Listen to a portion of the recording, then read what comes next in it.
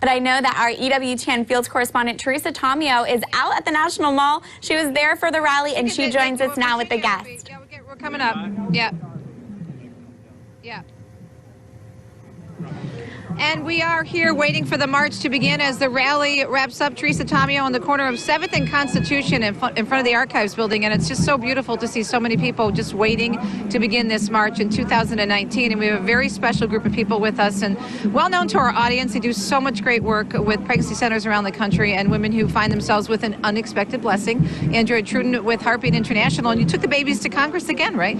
We did. We had 4 moms bring their stories to Congress. They got to meet with multiple congressional leaders, and we did that yesterday morning.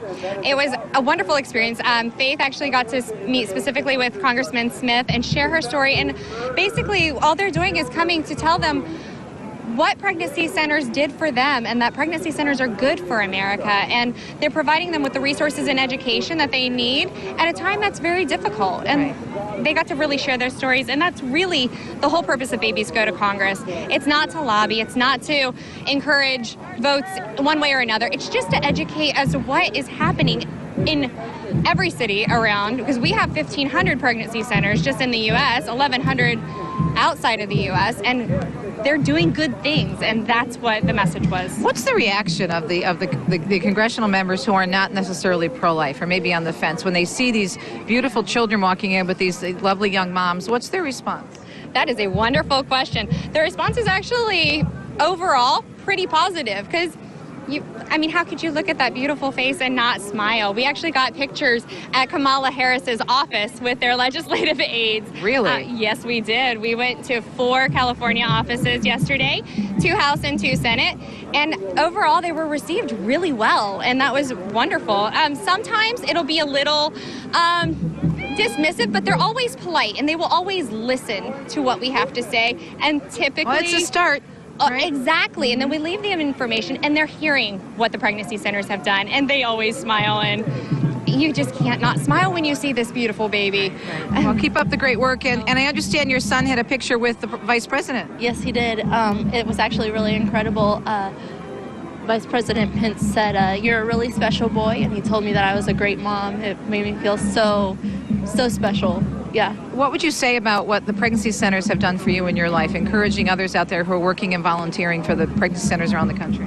Well, they just supported me, and they loved me, and they welcomed me, and they thought that my ideas for what our life should look like were valid, and that was the most impactful part.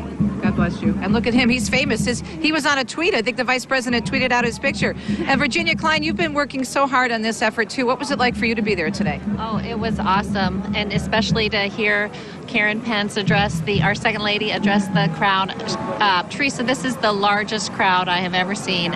This is probably my 9th or 10th march, and this is just a huge crowd. And so it was wonderful to hear from the second lady and, of course, Vice President Mike Pence, and that televised message from the President of the United States encouraging us was awesome to hear. Really encouraged us. And you encourage us. Thank you for your great work. And thank you, Dolly, and congratulations on being famous. I haven't even met the Vice President, and you've met the Vice President.